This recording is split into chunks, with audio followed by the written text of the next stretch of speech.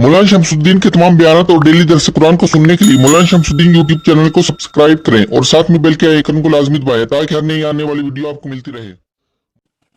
अल्हम्दुलिल्लाह रब्बिल आलमीन वस्सलातु वस्सलामु अला नबिय्यिल करीम अम्मा बअद फ़अऊज़ु बिल्लाहि मिनश शैतानिर रजीम बिस्मिल्लाहिर रहमानिर रहीम अल्हम्दुलिल्लाहि रब्बिल आलमीन अर्रहमानिर रहीम मालिकि यौमिद्दीन इय्याका नअबुदु व इय्याका नस्तईन इहदिनस सिरातल मुस्तक़ीम सिरातल लज़ीना अनअमता अलैहिम गैरिल मग़ज़ूबि अलैहिम वलद्दाल्लीन।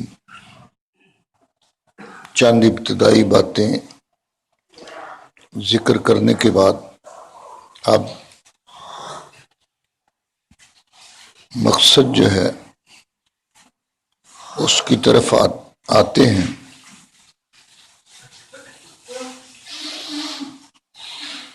कुरान मजीद के मुतल्लिक ये जिक्र कर दिया गया कि ये अल्लाह ताला की किताब है। अल्लाह ताला ने आसमानों से अपने आखिरी पैगंबर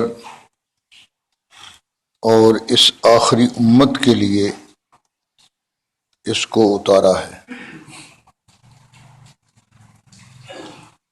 कुरान मजीद के अल्फाज और माना दोनों अल्लाह की तरफ से हैं। अल्लाह ताला ने अपने पैगंबर सल्लल्लाहु अलैहि वसल्लम के सीना अतर को इस किताब के जमा करने के लिए मुंतखब फरमाया।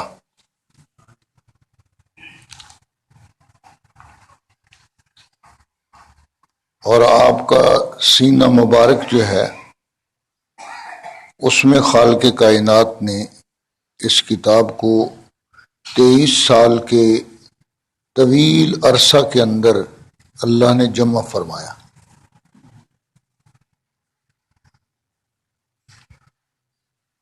और इसके साथ दूसरा वादा ये फरमाया कि आपकी जुबान से इस किताब का पढ़ा देना ये भी हमारा ही काम है। तो अल्लाह ताला ने 23 साल में इस कुरान को लफ्ज़न लफ्ज़न आपकी जुबान से पढ़ा भी दिया। और फिर तीसरा वादा ये था सुम्मा इन्ना अलैना बयाना, फिर कुरान मजीद की वजाहत जो है वो भी हमारे जिम्मे है। तो अल्लाह ताला ने कुरान मजीद की वजाहत भी फरमा दी। तीनों वादे जो इसके बारे में फरमाए थे वो तीनों वादे अल्लाह पाक ने पूरे किए। और कुरान मजीद को अल्लाह ताला ने वो आखिरी आयत उतार कर, सूरह बकरा की आखिरी आयत उतार कर मुकम्मल फरमा दिया। उतरने की तरतीब जैसा पहले बतलाया गया और है, और इसकी तिलावत की तरतीब जो है और आयात की तरतीब ये वही इलाही के जरिए लगाई गई।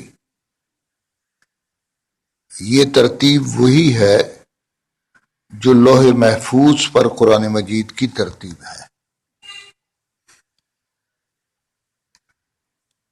जब कुरान मजीद का बावजूद इसके कि ये अरबी जुबान है और आप सारे अरब से ज्यादा फसी अरबी जुबान बोलने वाले जानने वाले हैं और सबसे पहले मुखातब इसके अरब हैं, तो फिर भी इसकी जरूरत है हुई कि इसकी वजाहत कर दी जाए। उसी वजाहत का नाम, उसी बयान का नाम قرآن مجید کے الفاظ اور معنی کو کھول دینے کا نام تفسیر اور تعویل ہے۔ یہ دو لفظ استعمال ہوتے ہیں، تفسیر اور تعویل، اور ان کا معنی قریباً 6 صدی تک تو لفظ تعویل کا استعمال ہوتا رہا، اور اس کے بعد پھر یہ تفسیر کا لفظ اس کی جگہ استعمال ہونے لگا۔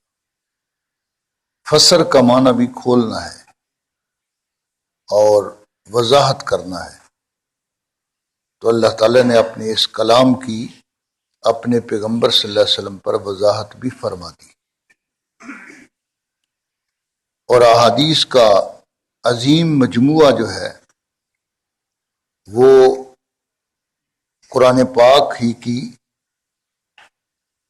عملی تصویر ہے،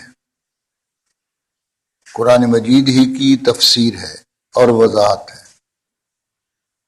کہ یہاں نماز کا ذکر مثال کے طور پر قرآن مجید میں الصلاۃ نماز کا ذکر فرمایا، تو اس کی وضاحت جو ہے وہ خالق کائنات نے آپ صلی اللہ علیہ وسلم کی زبان پر جاری فرمائی۔ نمازیں 5 ہیں، اور ان 5 کو کس طرح پڑھنا ہے، ان کی رکعتوں کی تعداد کتنی ہے، اور ان میں سب سے پہلے جب نماز کو شروع کرنا ہے کیا پڑھنا ہے، اس کے بعد کیا پڑھنا ہے، وہ نماز کو سارا پڑھنے کا جو طریقہ ہے اور ساری تفصیل ہے وہ احادیث کے اندر موجود ہے، قرآن مجید کے اندر نہیں۔ قرآن مجید میں صرف صلاۃ کا لفظ فرما دیا، دوسری جگہ یہ فرما دیا ان الصلاۃ کانت علی المؤمنین کتابا موقوتا، کہ نماز جو ہے یہ وقت مقررہ پر ہے، اس کا ایک ٹائم مقرر ہے۔ اب وہ کون کون سے ٹائم ہیں، ان سارے ٹائموں کی وضاحت جناب رسول اللہ صلی اللہ علیہ وسلم نے فرمائی، اور وہ حدیث میں موجود ہے۔ معلوم یہ ہوتا ہے کہ قرآن مجید کو جناب رسول اللہ صلی اللہ علیہ وسلم کے اس بیان اور وضاحت کے بغیر سمجھنا بھی ممکن نہیں ہے، کہ کوئی آدمی یوں کہے کہ عربی لغت جو ہے اس کو اٹھا لے اور عربی لغت لے کر قرآن مجید کو سمجھنا شروع کر دے، تو یہ اس کی کم عقلی ہے۔ قرآن مجید کو پیغمبر صلی اللہ علیہ وسلم کے بیان کی روشنی میں سمجھنا ہوگا، صحابہ کرام کے عمل کی روشنی میں قرآن پاک کو سمجھنا ہوگا۔ صحابہ کرام نے اس پر عمل کر کے دکھا دیا، جیسے آپ نے وضاحت فرمائی زبان مبارک سے، اپنے عمل مبارک سے۔ خالق کائنات نے اپنے پیغمبر کی زبان سے یہ بات واضح کر دی کہ ہر اچھا کام جو ہے اس کی ابتدا میں تم اللہ کا نام لو، بسم اللہ پڑھو۔ تو ہر اچھے کام جو ہے جب اس کی ابتدا تم اللہ کے نام سے کرو گے تو اللہ کی جل شانہ اس میں برکت ڈال دیں گے، اور اس کے لیے خالق کائنات نے بسم اللہ والی آیت جو ہے اس کو بار بار دونوں صورتوں کے درمیان فاصلے کے لیے خالق کائنات نے اتار دیا۔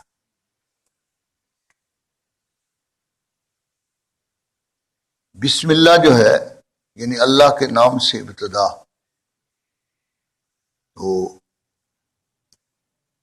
اس کا حکم دیا گیا۔ آپ صلی اللہ علیہ وسلم نے اپنے عمل مبارک سے بھی اس کو ثابت کیا۔ چنانچہ صلح حدیبیہ کا موقع اور وہ واقعہ آپ کے ذہن میں ہوگا کہ جب تحریر لکھی جانے لگی، آپس کے اندر صلح نامہ لکھا جانے لگا، تو آپ صلی اللہ علیہ وسلم نے کاتب کو فرمایا کہ لکھو بھئی حضرت علی مرتضیٰ رضی اللہ ان کو لکھنے کا حکم فرمایا.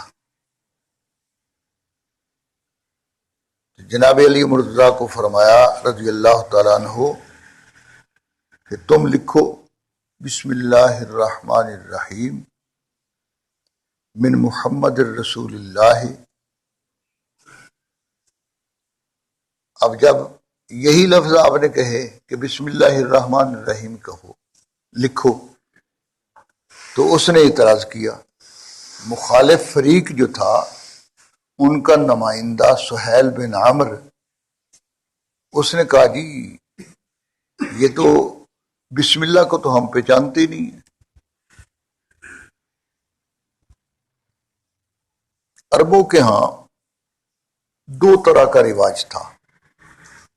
یا تو تحریر کے شروع میں بسمک اللہم لکھتے تھے، بسمک اللہم، کہ اللہ تیرے ہی نام سے شروع کر رہا ہوں. مفہوم اس کا بھی اس کے قریب ہے. یا پھر وہ اپنے بتوں کے نام سے شروع کرتے تھے. جن بتوں کی عبادت کرتے تھے تو اپنے بت کا نام لیتے. مثلا یوں کہتے بسم اللات والعزیٰ، بسم العزیٰ، بسم الحبل. اس طرح وہ بتوں کے نام سے شروع کرتے. خالق کائنات نے بت پرستی کی قرآن مجید اتار کر جڑ کاٹ دی اور اپنا نام جو ہے، تاکہ وحدانیت کا یہ اعتقاد جو ہے دلوں کے اندر اس قدر پختہ ہو جائے کہ ہر کام کی ابتدا اللہ وحدہ لا شریک کے نام سے ہی کی جائے. اس لیے بسم اللہ الرحمن الرحیم یہ گویا تغرا جو ہے یہ لکھنے کا حکم دیا کہ تحریر سے پہلے یہ تغرا لکھو اوپر. تغرا وہ ہوتا ہے جو مضمون شروع کرنے سے بھی پہلے جو ہے اوپر لکھا جاتا ہے. تو یہ بسم اللہ الرحمن الرحیم کو بطور تغرا کے لکھنے کا حکم فرمایا. اب چونکہ وہ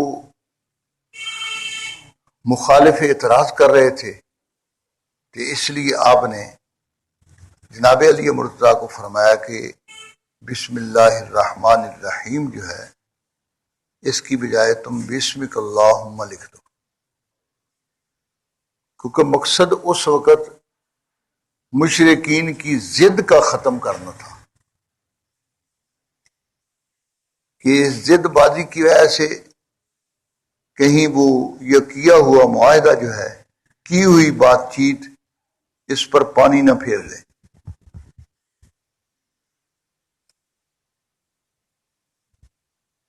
ظاہر بات ہے اگر وہ اپنے بتوں کے نام پر جس طرح کے لکھا کرتے تھے، اگر یہ کہتے تو آپ کبھی منظور نہ فرماتے، کیونکہ اللہ تعالیٰ کا نام اس میں آ رہا تھا بسمک اللہم.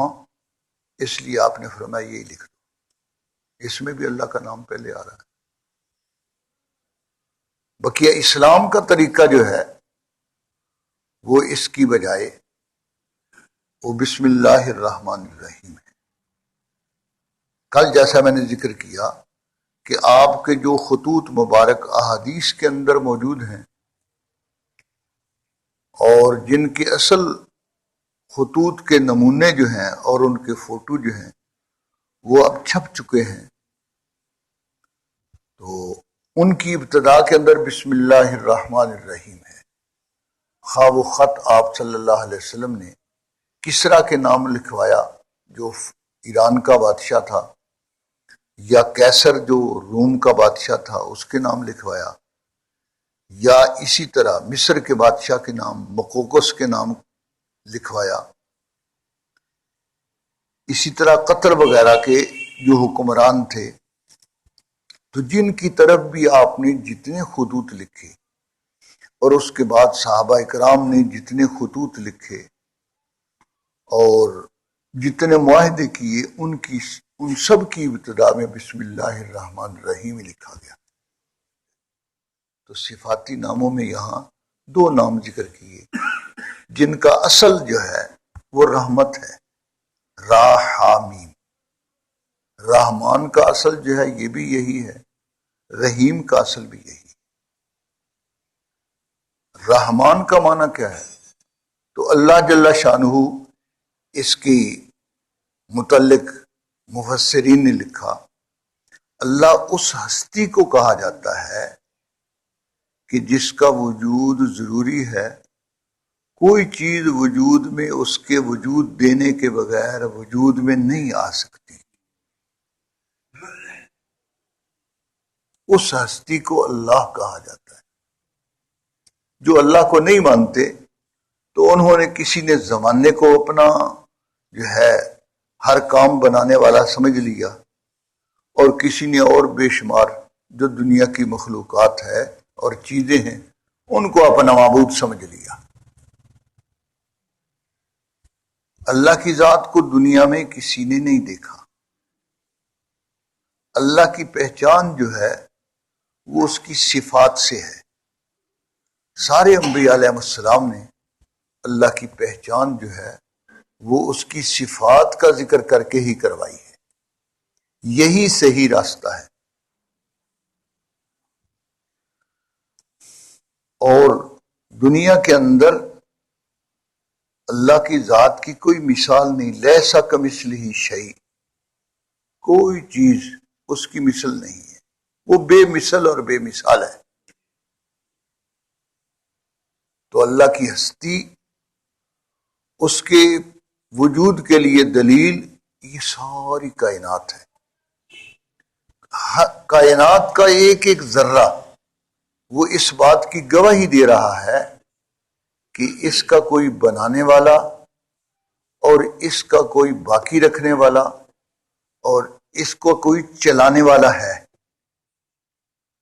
تو اللہ جل شانہ اس واجب الوجود ہستی کو کہتے ہیں کہ جس نے ساری کائنات کے ہر ذرہ کو وجود دیا ہے، اور جب موجد وہی ہے تو ان کے متعلق ان کی ضروریات کا جاننے والا عالم الغیب والشہادہ بھی وہی ہے، اور جب ان کی ساری ضروریات کو وہی جانتا ہے تو پھر ان کی ضروریات کو پورا بھی وہی کر سکتا ہے، اور کو پورا کر بھی نہیں سکتا، اس کو پتہ ہی نہیں ہے۔